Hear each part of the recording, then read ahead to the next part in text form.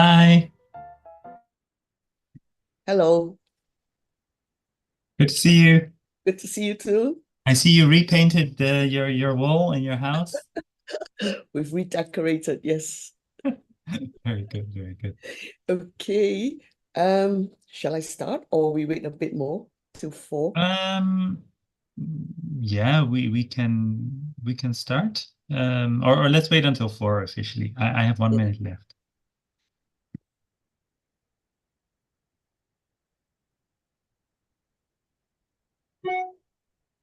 Mm. So how's weather in Singapore? Hot. 35 degrees in KL. It's way too Yeah. hot. Oh, it's the same here. Same. I hear Really. Thailand is even worse. Yes.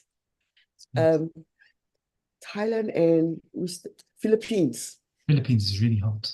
Okay. Yeah. I hope our participants are not too hot. Okay, shall I start? Yeah, sure, go ahead. Right. Good afternoon, everyone, esteemed academicians, university representatives, and distinguished guests. I'm Mandy Mock, and it's a pleasure to be here with you today. Thank you so much for taking time off your busy schedules. Our journey into ranking methodologies has been nothing short of groundbreaking. At AppliedHE, we've pioneered an approach that's tailored to the specific nuances of public and private universities in the ASEAN region. So it's all about recognizing the unique characteristics, operational structures, and objectives that define each institution. We've made significant strides in ensuring fairness by distinctly separating public and private universities in our methodology. This shift allows us for more accurate comparisons and addresses long-standing concerns within the private university sector, ensuring their unique strengths are valued and acknowledged.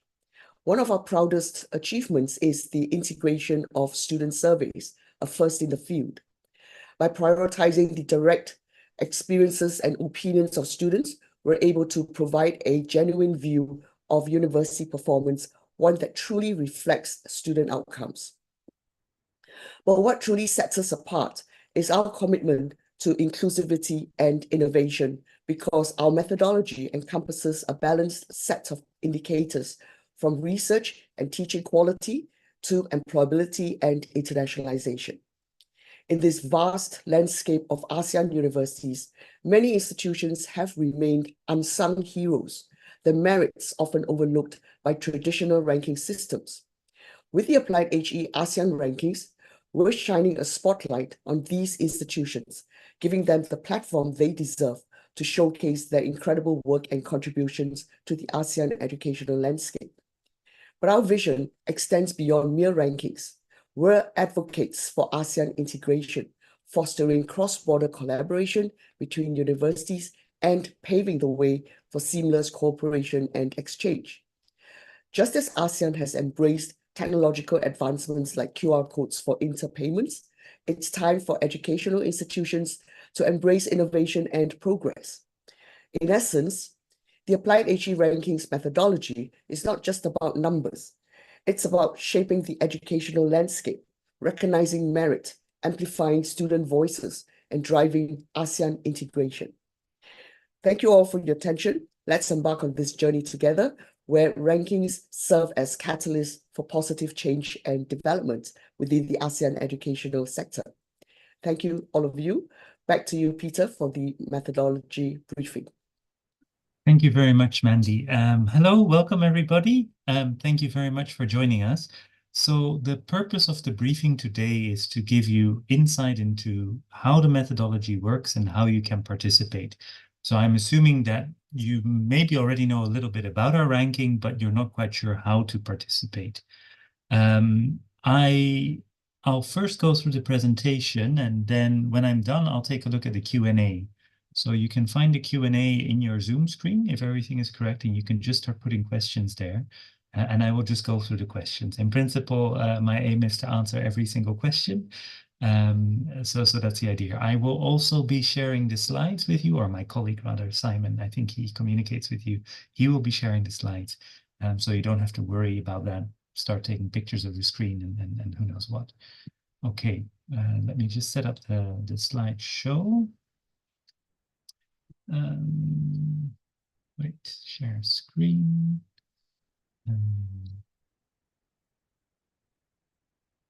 Okay, here we go. The methodology briefing. So yeah, I will first talk a little bit about the AppliedHE ranking framework, what makes it unique, what makes it different. Then I'll talk about the difference between public and private universities. It's a very simple difference in our system. I'll also talk about the difference between reporting and non-reporting institutions. So we include both. We include both universities that submit data and those that do not. I'll talk briefly about the data sources, which for us are a bit different than for the other rankings, the criteria and the weightings, which both for public and private are quite similar, how you can submit the data, the ranking timeline, and then there's also a special ranking website. So everything you see here will also be on the website, so you can double check everything. Now, we haven't had any changes in methodology since last year. So if you did this last year, you can coast through. So the AppliedHE ranking framework, this is especially for people not so familiar with our ranking. We use broad-based criteria. So we look at teaching and learning, but also employability, research, community engagement, internationalization, and also peer reputation. So this is how you're regarded by other institutions in the industry. We focus on ASEAN, right? We try to have representatives from all 10 countries. We don't always succeed in that in one ranking. I think we're quite unique in that we're one of the few comprehensive rankings that include student voice. So if you decide to submit data, you can also submit or have your students participate in the AppliedHE ranking student survey. And we distinguish between public and private universities. We rank them differently. We have different lists to account for the fact that they often have different missions, are funded in different ways, and so on. And we try to have a more inclusive perspective on scientific publishing by using the Google Scholar database. And that has certain effects, and I'll get to that as well. Now, maybe as is already clear to you, there is no fee for participating in the AppliedHE ranking. It's free of charge. But of course, if you want to sponsor the ranking, you're very welcome. And you can talk to Mandy. She has many packages lined up for you. So yes, we have these are the criteria if your institution can participate. When in doubt, please send us a message, but I hope it's clear. So you need to be a private university. If you're only a private university, if you're accredited as a private college or university under the laws of your own country. So if you're a Filipino institution, you're based in the Philippines, you need to accredit it under Filipino accreditation rules. And the same goes for if you're a public university. If you're accredited as a public university, we regard you as a public university. Now, in, for instance, Malaysia, you have several private universities that are owned by a government agency. You are still considered a private university in our ranking scheme. It has to do with how you are accredited. It's also true that some countries in Southeast Asia don't have a private university accreditation framework. In that case, you cannot participate. Now, the second thing that has to be the case, you need to be accredited. You need to award your own bachelor or master degrees. Or if you don't award bachelor degrees, if the student can start from high school, go straight to masters, that's also fine.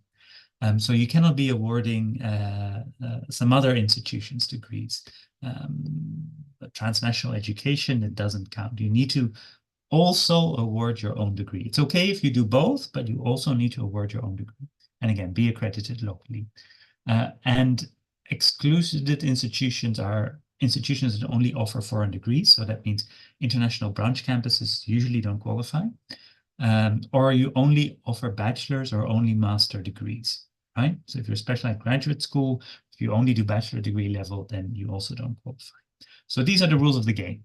I hope that's clear. Now, we also distinguish between reporting and non-reporting universities. So reporting universities are institutions that submit data to us, that distribute the AppliedHE ranking student survey to their students, and they need to get a minimum response of 350 or 40% of the population, student population. Now, for most little bit larger institutions, the 350 responses is enough. right? That's what you have to aim for. And finally, we ask that you complete the AppliedHE peer nomination survey. If you do all those things, we consider you a reporting institution. And in the ranking, it means that we have more accurate information on you. We probably also rank you slightly higher than if you had not submitted the data to us. So that's the benefit to you of submitting data, that we rank you more accurately. Because we have more certainty about the quality of your data, we rank you slightly higher as well. If you're a non-reporting institution, you don't submit data, you don't run the surveys, and as a result, we cannot rank you as accurately. So we use public data or certain estimates, and that will mean that you're probably slightly lower ranked.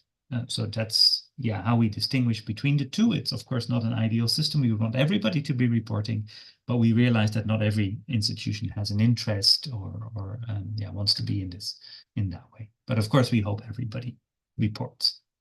The data sources, we use institution submitted data, which you can submit via our website. It's audited by us, AppliedHE, and you can submit online.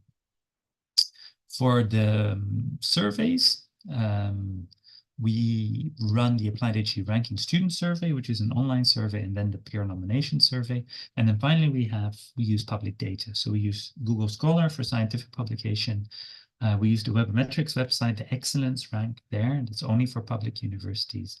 And we use news reports on Google News. And I'll get into that a bit further, but you have an overview of where the data comes from. Now, in terms of criteria and weighting, for public and private universities, they're similar, but not quite the same. So teaching and learning has the heaviest weight. It is 40% of the ranking, because we think, especially for institutions in Southeast Asia, that is the most important thing they do.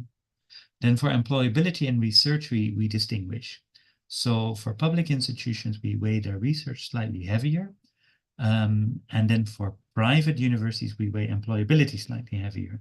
The reason for that is that institutions that are private, basically people come to you, students come to you because they want a job. So that's the most important thing you do. Whereas public universities have a broader mission. Then community engagement, internationalization, and peer reputation, they're all ranked 10%.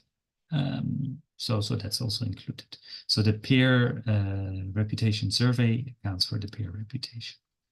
Now, these are the criteria in detail. So for private universities, we use the student survey. We will not be using the student barometer this year, I believe. I apologize for that. And also the faculty to student ratio for 20%. Then for non-reporting institutions, we will use a lower score from reporting universities because we don't know how happy your students are. For employability, we use the 6 months post-graduation self-employment further study based on institution-submitted data, or we use some kind of discounted national rate, which is similar to non-reporting. So this is based on the national youth employment rate in your country. If you struggle to submit accurate data on 6 months post-graduation, we will just use the normals, the discounted national youth employment rate. So you will never score lower because you decided to submit data. Because we understand different countries have different systems. Some countries, the reporting is a bit difficult, but our experience has been that for Indonesia and Malaysia especially, it's been very, very solid, and some Philippine institutions as well. So we hope to get your accurate and kind of real-time employability data included in the ranking. Then for research, we look at Google Scholar citations per publication. Actually, I apologize, the year is old. It should be 2019, 2023. I'm stating the wrong year. I will update that right after this. And the same thing with citations per faculty. We get that from Google Scholar as well. Now that's the same whether you're reporting or non-reporting. Then we look at community engagement. That's based on Google News reports for 5%, and the AppliedHE student survey also for 5%. And again, for non-reporting, yes, we can access Google News, but we use a lower score for the student survey. Internationalization, we use percentage of international students and faculty. Of course, for non-reporting, we get that from public sources. And for institutional reputation, we do the we run the peer nomination survey, and the non-reporting institutions can also be nominated. That is how it works. Public, same criteria. The only difference actually is research, and I realize it's just fallen off my page, that the webometrics score is included for public universities, and this is the excellence score. This is not the website ranking score, this is the excellence score, which is roughly based on the Scopus papers, if I'm not mistaken. There's a high correlation with it. So that is that indicator. And for the rest, it's the same. Now, if you're thinking, okay, what data do I prepare? It's this. So for teaching and learning, you get the survey link from us. But we ask that you send a logo of your institution, because we put that logo on the survey so that students understand that it's about your institution. Then for employability, ideally, give us your alumni tracer study. And this should be the document that you're submitting to the Ministry of Education or to your accreditor. We expect something of that standard. It can be in a national language, that is fine. But we ask that you then summarize the data, the statistics for us. We ask for the number of graduates and then also the number of self-employed and further study graduates. So that's the data we ask. If you have that alumni tracer study, you're in business, basically. And if you don't, as mentioned, we use a kind of national statistic. For research, you can give us your institution's Google Scholar profile. Some of the larger institutions will have that, or your institutional email domain, so that we can trace your faculty using that. So those are the two methods we use. What this means is that we highly encourage your faculty to make a Google Scholar profile for themselves. Yeah, that's very helpful. I think it's quite widespread in this region. I think especially colleagues in Indonesia are very good at this, but for some institutions, some countries, it may not be, in which case it takes a few minutes and it increases your visibility of your research, not just for this ranking, but in general, it's a worthwhile thing to do.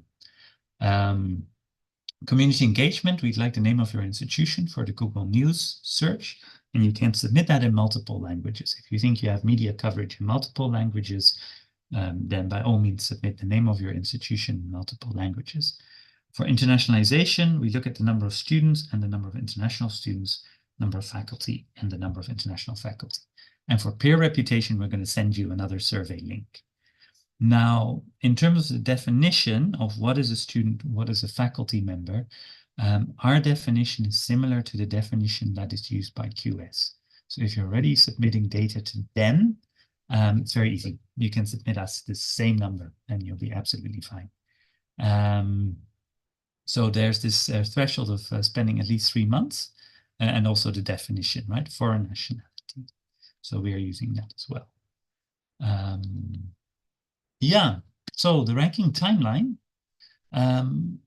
You can submit data now. You've been able to submit data from 13th March onwards, and that will go on to October 1st. Now, as soon as you submit data, we will start giving you the survey links. Actually, from 13 May onwards, we'll have the surveys ready, and you can start distributing these links. So I advise you to maybe have a look at your calendar.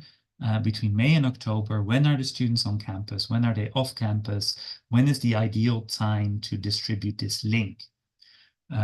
If you are already running your own student satisfaction surveys, you can link it through. You can link it through to our survey, and we can also share back data with you anonymously if you want. But then please contact you and we'll send it to you. Now, October 15th is the deadline for all submissions. So everything needs to be in by October 15th. After October 15th, we're no longer doing anything. So if you submit data very late, it means that you give yourself very little time to do the online surveys. For some institutions, that's fine. That works. If that works for you, that's fine. But by October 15th, we stop, because the next day we start to compile and analyze the data. Sorry, and that's until November, not December 1st, because on 18 November 2024, we are launching the AppliedHE Public and Private University Ranking ASEAN, and I think Mandy knows more about this.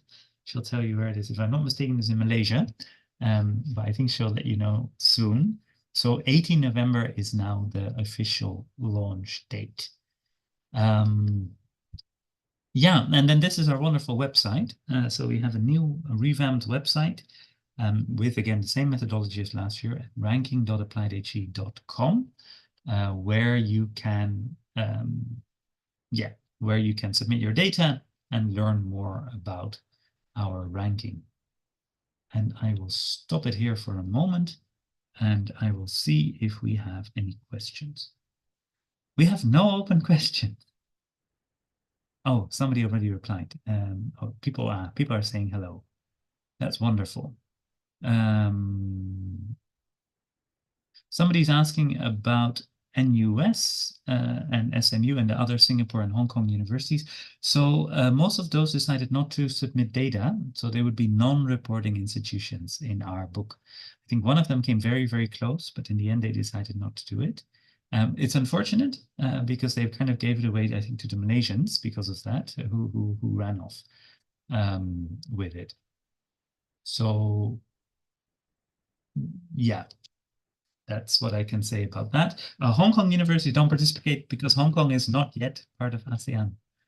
That's the simple reason. I don't know if they'll ever become part of ASEAN. There's a question. The data submission, will it be through a form provided by us? Yes, it is an online form, and you just put in those few numbers. That's how it works. So thank you very much, anonymous attendee, for asking that. You can probably just write it down for yourself in the spreadsheet beforehand, but you need to submit it online. If something goes wrong with the data submissions, you can email us and you can either resubmit or we can do a manual amendment. Okay, for the peer reputation survey, what is the central focus of the questions? That's a very good question. Basically, we ask every university that participates to nominate something like 8 public and 8 private universities whom they hold in high esteem. That is the question. So you can nominate. You don't give them points. You just nominate whether you hold them highly or not. And based on those nominations, we tabulate that, basically how many votes, how many nominations a university has received. And that is then put back into the ranking. So, for instance, some of the Singaporean universities did not participate, but they still get votes through the peer nomination survey, right? Anonymous attendees asking, how much does it cost for the university to join the ranking? It costs absolutely nothing. It's completely free.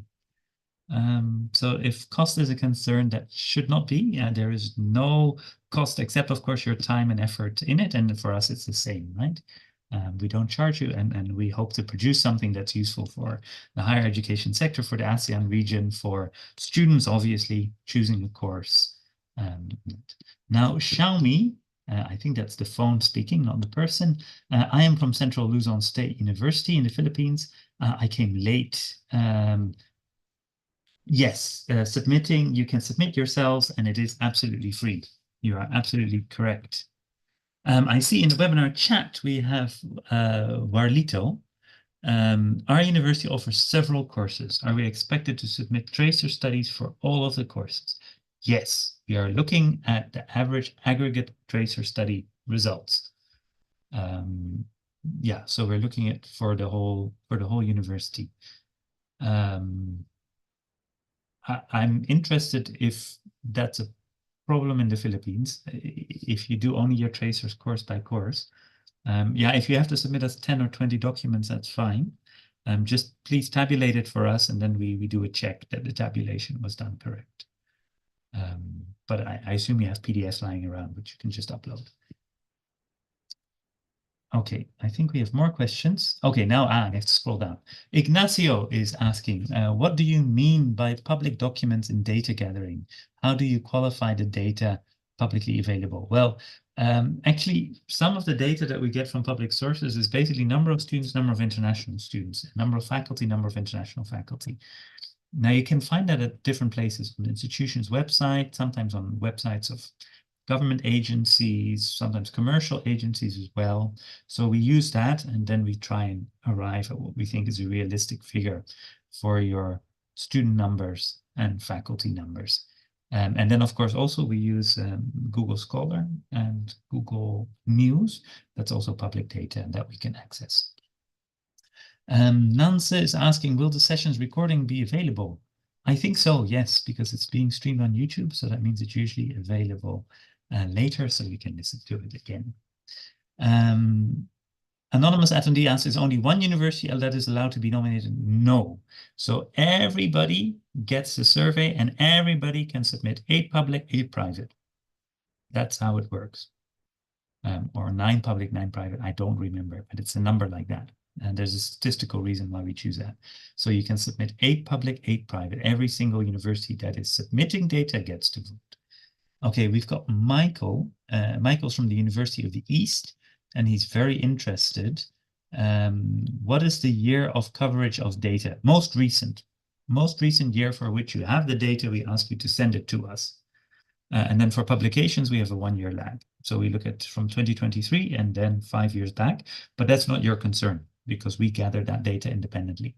But for number of students, etc., most recent year, same thing for the tracer study, most recent year's tracer study that you have available.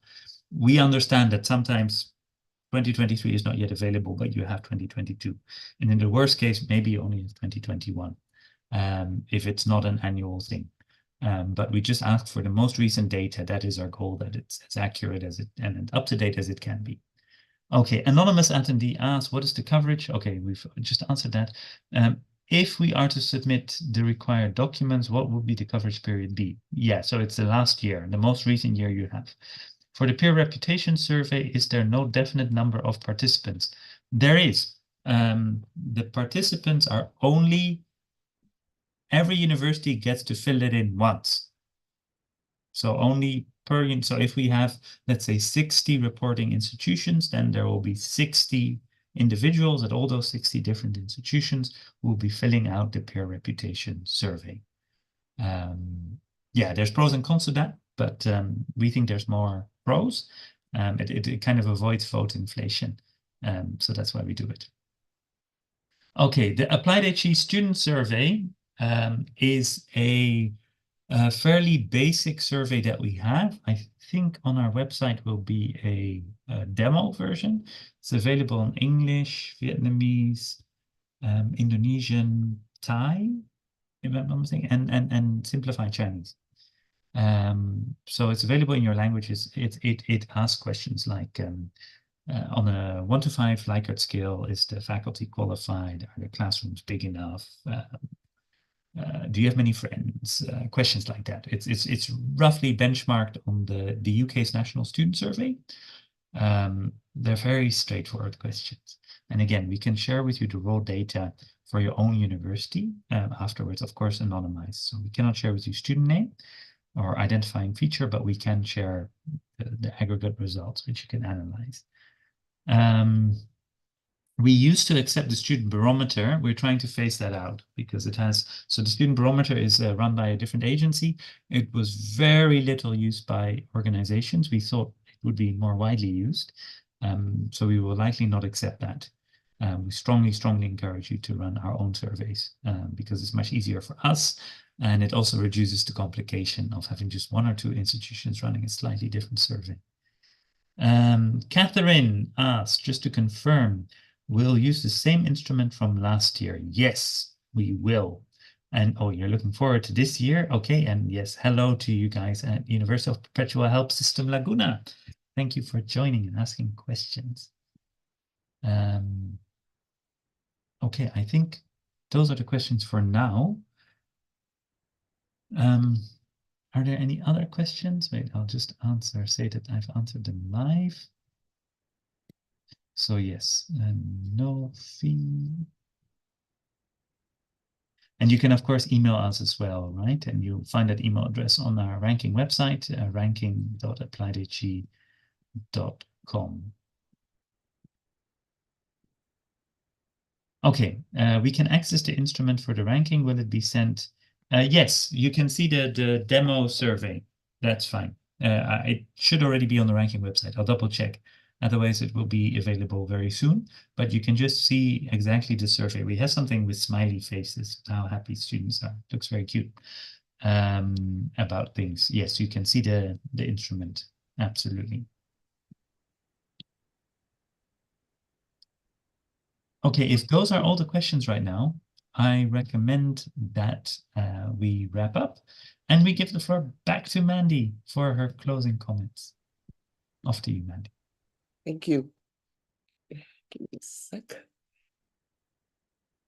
Can you see my screen? Let me close this. Right, thank you everyone for attending the methodology briefing. Mandy, I can't hear you. Am I muted? I'm not. Yeah, you're not. Can you hear me now? Can you hear me?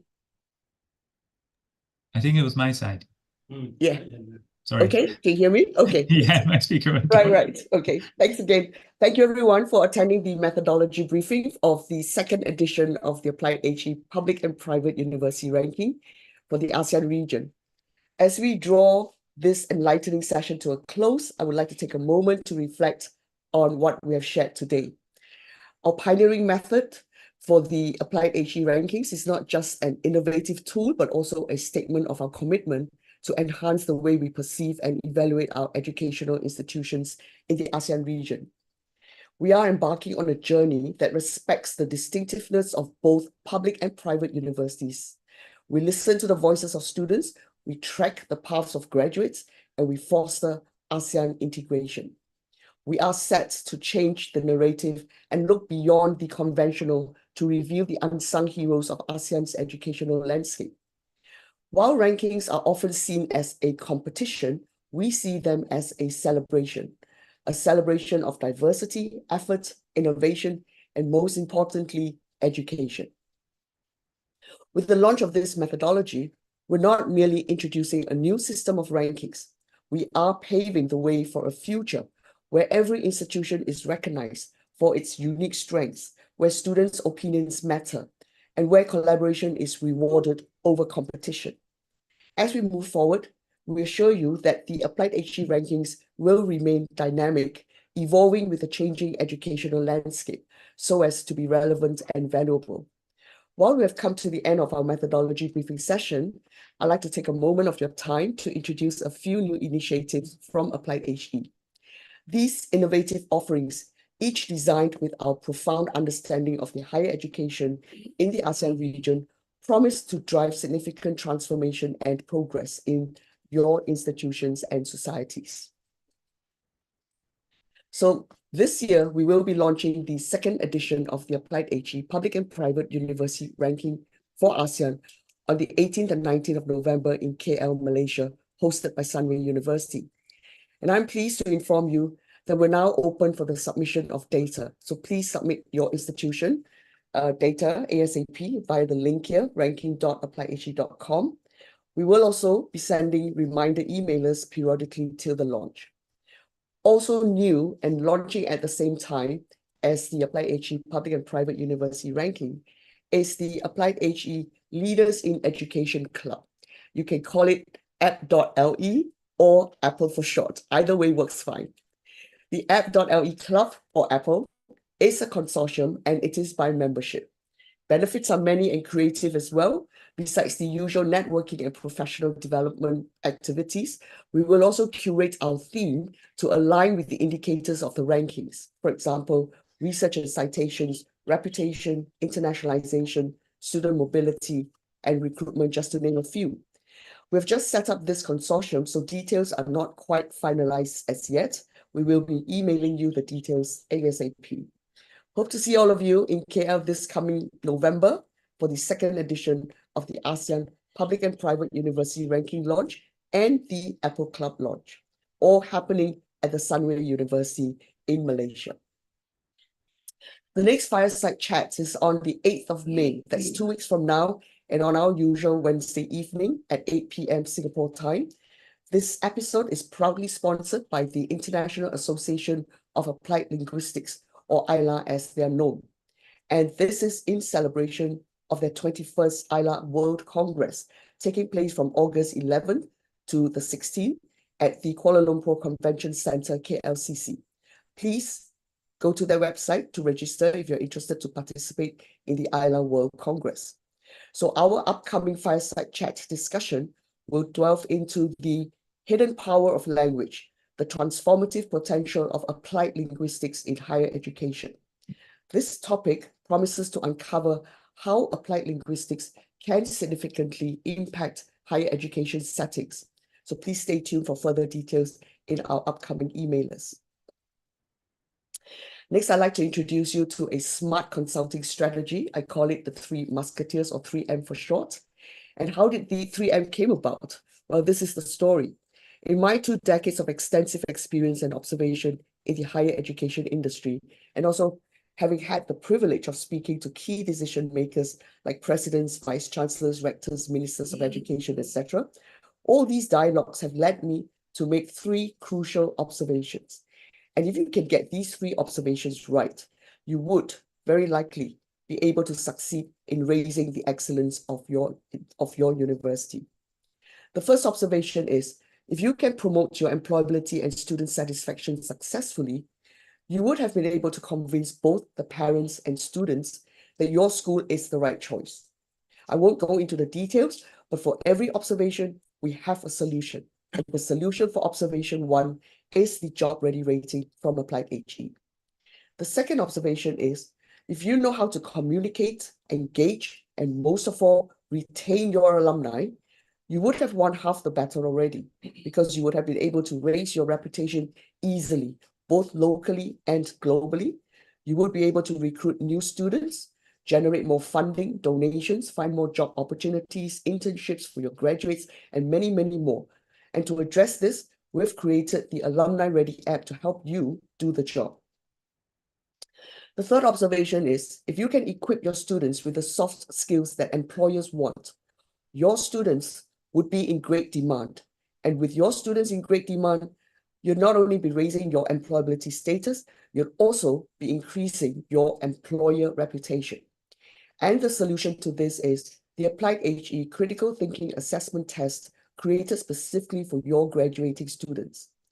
In addition to equipping your students with the soft skills, this third observation also comes with a strategy that we dare to guarantee will help you to not only increase your employer reputation, but also to close the gap between industry and academia, so that you can now shape your curricula to what industry wants. And when you have a relationship with the employers, think of the potential impacts on your university's research initiatives. This will open up opportunities to monetize research outcomes, a privilege traditionally reserved for upper tier or top tier universities. But now this opportunity is accessible to all, allowing you to leverage your research for greater benefits, either at no cost or very low cost. So my 3 observations have evolved into a cutting-edge strategic consulting approach, meticulously crafted to tackle all your institution's challenges. The 3M consulting strategy will provide powerful insights and information for universities to make informed decisions and strategies, and also to truly understand all your stakeholders involved. Most consulting projects only look at one dimension, and that is addressing your current situation. With our 3M radar-like approach, you can now address your institution's past, present, and future challenges. Our apps and solutions will be able to help you, not just one department, but several key departments in your university. So in a nutshell, the 3M is, in essence, a groundbreaking consulting project crafted to meet the unique challenges faced by institutions in higher education. And as you can see from the list here, the 3M can do a lot for your institution. And most notably, you'll be able to connect with almost every employer that your students apply to, including international ones. It helps you to bridge the gap between academic learning and industry demands, thereby enhancing your reputation with employers. And you'll be able to shape the curriculum to what the industry wants. The list goes on. All those initiatives you once thought were out of reach to you, whether it is due to budget constraints or lack of connections and network, they're now possible with the 3M. So that's it. Once again, thank you for taking the time to attend the AppliedHE Public and Private University Rankings ASEAN Methodology Briefing. And Again, as a reminder, registration and data submission are now open, so please submit your data. Hope to see you all in Sunway University in KL this November. Thank you very much. Good luck and bye for now. All right, bye everybody. And yeah, please email us if you have questions, support@appliedhe.org or any of our emails, and the question will get answered and forwarded. Thank you very much for your participation. Your support is always great for us, and it's really nice, especially if universities that are not so well known yet participate in the ranking, and then we see them grow. That's one of the greatest things for us. Okay, have a great day, and we hope to see you soon. Bye-bye. Thank you.